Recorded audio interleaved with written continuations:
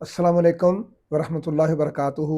मैं हूं दादा homeopath doctor Mohammad Sadiq, Ishal homeopathic clinic उकाड़ा से। आज की हमारी होम्योपैथिक रेमेडी का नाम है कैनाबस इंडिका। ये एंटी सिफिलिटिक होम्योपैथिक रेमेडी है। मरीज की दिमागी अलामात और उसकी दिमागी कैफियत ऐसी होती है कि वो गनूदगी में होता है, नशे की हालत में होता है, लड़ाई झगड़ा करता है, जज्बाती हो जाता है, फौरन डर जाता है, इंतहाई डरपोक होता है, उठकर भागने की कोशिश लड़खड़ाता है, गिर पड़ता है। और ये गुर्दों पर, यूरिनरी सिस्टम पर बहुत जबरदस्त काम करने वाली दवा है उस हालत में कि जब मरीज की हालत ये हो कि पेशाब उसको कतरा कतरा खारिज हो, हत्ता कि बेचारा कितनी देर तक वॉशरूम में बैठा रहता है, कतरा कतरा देखता रहता है, खारिज हो रहा है। आखिरकार वो थक जाता है और कतरा अभी बाकी हो जाता है, वो पीनस के अंदर, पेशाब की नाली के अंदर फंस जाता है। फिर वो हाथ से उसको निकालने की कोशिश करता है। तो जब ऐसी कंडीशन मरीज की हो तो कैनाबस इंडिका उसकी दवा है। मर्दाना जनाना